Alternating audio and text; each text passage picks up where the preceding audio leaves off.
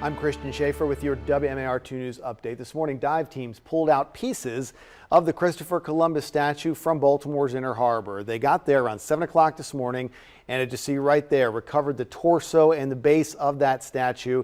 They're still looking for pieces of the statue, including the head. Protesters ripped down the statue at Columbus Park near Little Italy on Saturday night and tossed those pieces into the harbor.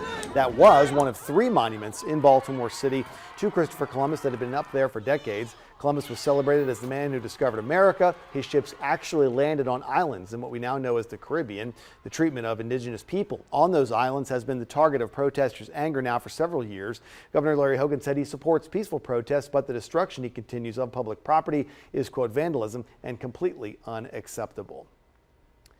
The dress code policy for several restaurants in Baltimore will be talked about by members of City Council tonight. Councilwoman Mary Pat Clark plans to introduce a measure urging the Atlas Restaurant Group to drop its dress code at all 15 restaurants that it owns in Baltimore City. Last month, a video went viral of an African-American woman and her son being denied service at Ozu Bay restaurant in Harbor East. But then the camera pans to a white boy wearing similar attire who had been served at that same restaurant.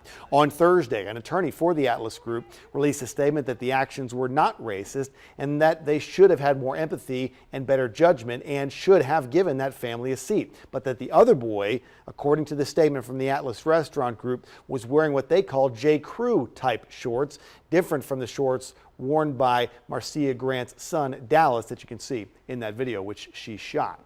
19 people, including 2 children, are recovering this morning after a large tree fell onto a garage in Anne Arundel County. It happened during a child's birthday party. This is on Dunn Road in Pasadena. County fire crews say 1 person was critically injured. 5 others are in serious condition because of the collapse of that tree. Bad storm in the area before that party.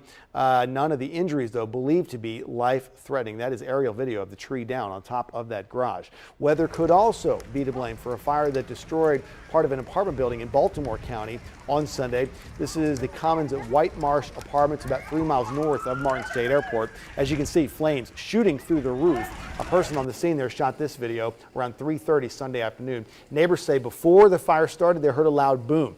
They think it might have been a lightning strike. No confirmation on that. 2 people who lived there suffered minor injuries along with 2 firefighters. All 24 apartments in that building suffered some damage. 16 of them had heavy damage. And fire officials say there had been earlier reports that people were throwing things at the fire crews at that scene. They've not confirmed those claims. They do say, though, no firefighters were injured as a result of being struck by any thrown objects. Now from WMAR 2 News, Maryland's most accurate forecast.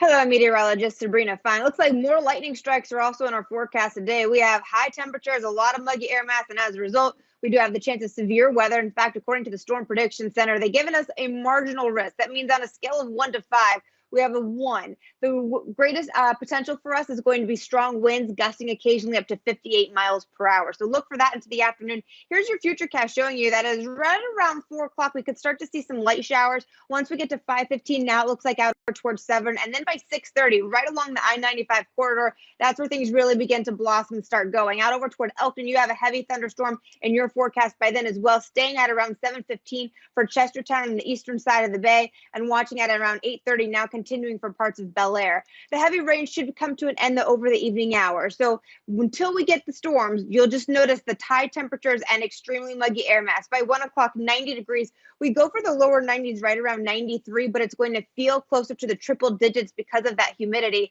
By Tuesday, we do it again, except I do not think there will be a severe weather chance. In fact, we keep the chance of rain and thunderstorms for the next 7 days. Christian? Okay, Sabrina, thanks very much. And stick with us online at WMAR2news.com all day long for updates on top stories and breaking news. For news well on the go, you can always download the WMAR2 News app. It's in the App Store. It's got live radar, which you might need today. And you can get breaking news alerts set up to come straight to your phone or tablet. Thanks for watching. I'm Christian Schaefer. This WMAR 2 News update is sponsored by Jones Junction.